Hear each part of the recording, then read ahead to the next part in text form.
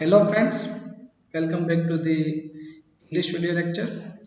Standard 7th ધોરણ 7ના video લેક્ચરમાં આજે આપણે એક્ટિવિટી 11 એટલે કે 11મી પ્રવૃત્તિ નંબર 11 આજે આપણે જોઈએ.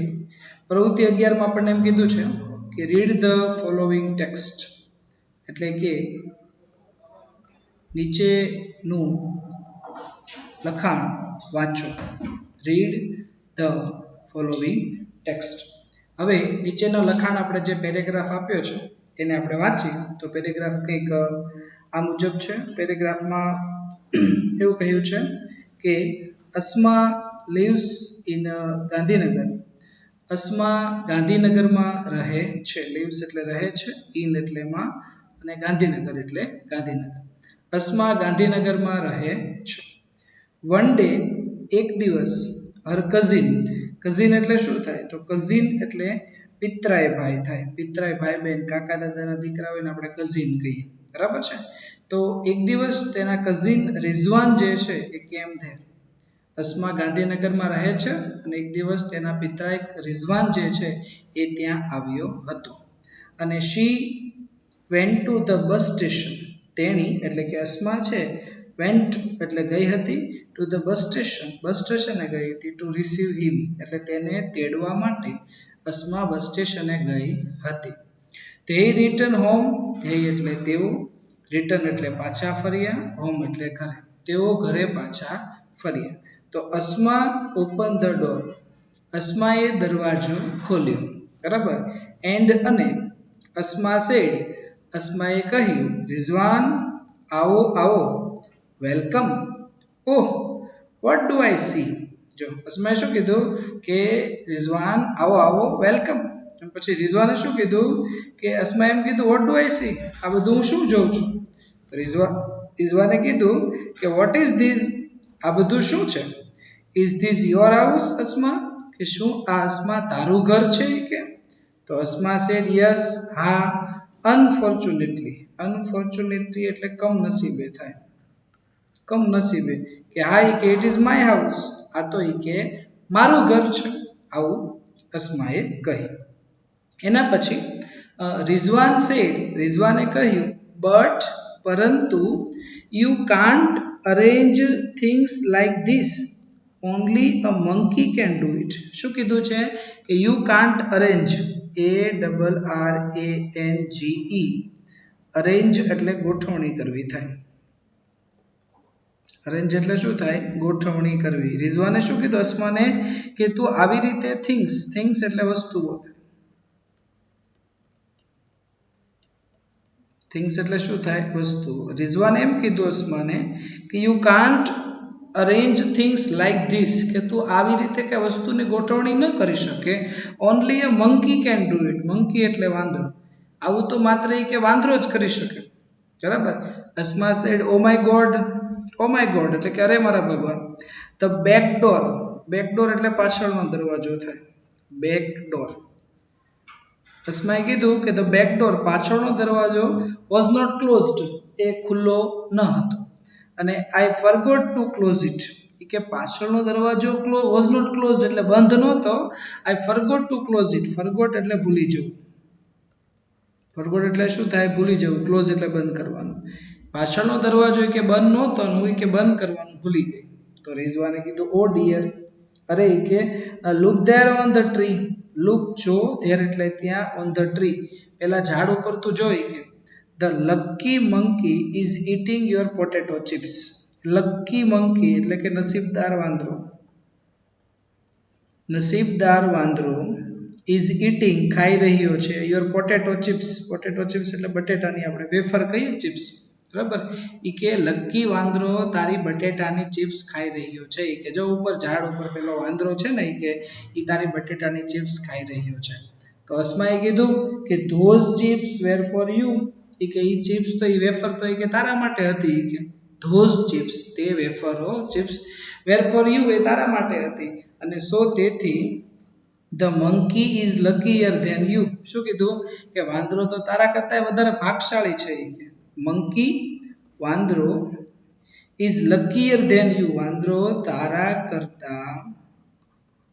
તારા કરતા વધારે ભાગ્યશાળી છે કે તારી ચિપ્સ તો એ ખાઈ ગયો કે તારા કરતા વધારે ભાગશાળી છે રિઝવાને કીધું ઓકે કાંઈ વાંધો નહીં લેટ્સ રીઅરેન્જ જો અરેન્જ એટલે ગોઠવવું થાય તો રીઅરેન્જ એટલે શું થાય તો રીઅરેન્જ એટલે ફરીથી ગોઠવવું થાય કે let's rearrange the room in a civilised way એટલે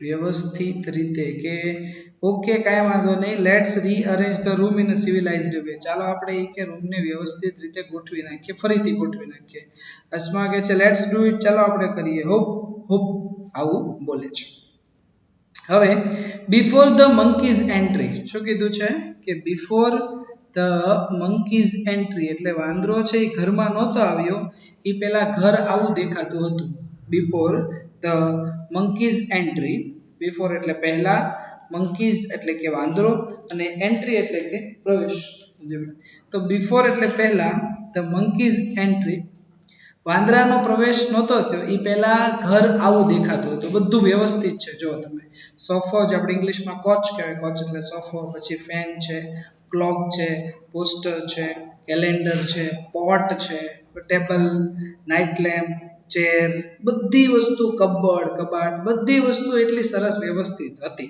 પણ ક્યારે વાંદરો ઘરમાં નહોતો આવ્યો એ પહેલા પણ જેવી અસ્મા એના કઝિન રિઝવાનને બસ સ્ટેશને લેવા માટે ગઈ એટલે એ દરવાજો બંધ કરવાનું ભૂલી ગઈ અને પાછળના બેક ડોરથી વાંદરો આવી ગયો એટલે હવે વાંદરો આવ્યા પછી શું થાય છે તો જો એ કીધું છે લેટ્સ રીડ ચાલો આપણે વાંચીએ what did the monkey do what did the monkey do વાંદરાએ શું કર્યું હવે આપણે જોઈએ ચાલો જોઈએ વાંદરો શું કરીએ તો ધ મંકી વાંદરો એન્ટર્ડ એટલે પ્રવેશ્યો રૂમ એટલે રૂમ એન્ટર એટલે પ્રવેશવું થાય ENTER એન્ટર એટલે પ્રવેશવું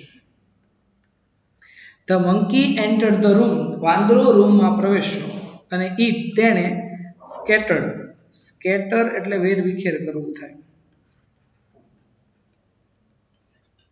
સ્કેટર એટલે વેરવિખેર કરવું ઓલ ધ થિંગ્સ એટલે વસ્તુ ઓલ એટલે બધી the monkey entered the room વાંદરો રૂમમાં પ્રવેશ્યો it scattered all the things તેને બધી વસ્તુ વેરવિખેર કરી નાખી ધ ટેબલ પંખો ઇઝ ઓન ધ કોટ એટલે પલંગ બરાબર છે કે ટેબલ પંખો જે છે પલંગ ઉપર પડે આપણે આ ટેબલ પંખો જોઈએ તો જો આ ટેબલ પંખો છે આ પલંગ ઉપર છે કે નહીં ટેબલ પંખો બરાબર તો હવે ટેબલ પંખો ઇઝ ઓન ધ કોટ અને it was on the table near the cot અને તે જે એ ટેબલ પંખો છે એ કોટ પલંગ ઉપર હતો અને તે પલંગની બાજુમાં આવેલા ટેબલ ઉપર એક હતો જો આવી રીતે આ ટેબલ છે આ પલંગ છે એની બાજુમાં ટેબલ છે ત્યાં ટેબલ પંખો હતો બરાબર અને ધ મંકી વાંદરાએ તોડી નાખી the study lamp and the tore the book વાંદરાએ તોડી નાખી ધ સ્ટડી લેમ્પ એટલે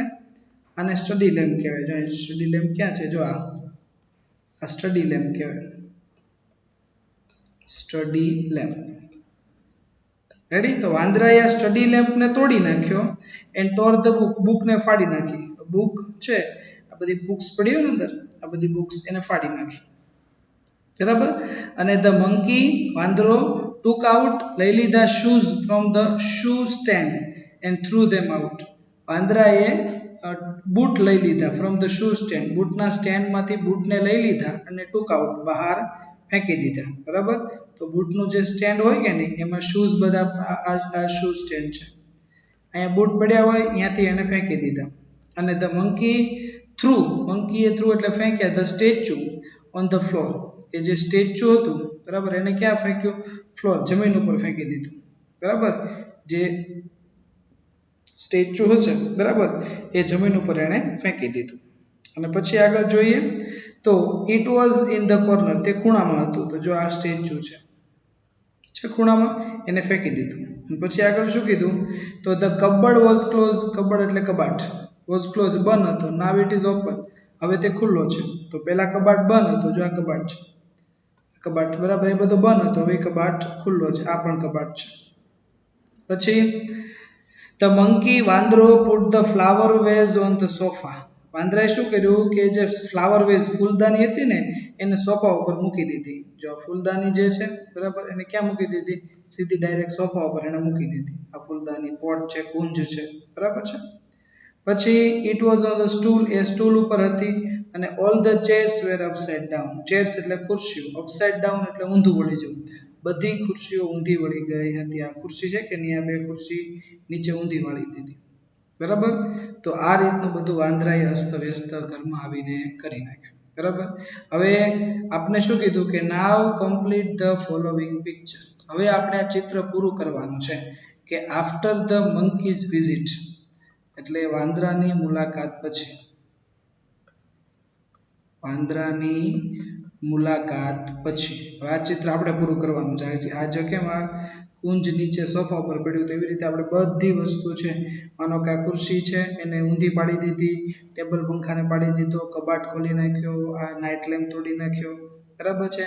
આમાંથી બૂટ કાઢી નાખ્યા. આ બધી વસ્તુ આપણે આવું ચિત્ર દોરવાનું છે, બરાબર છે.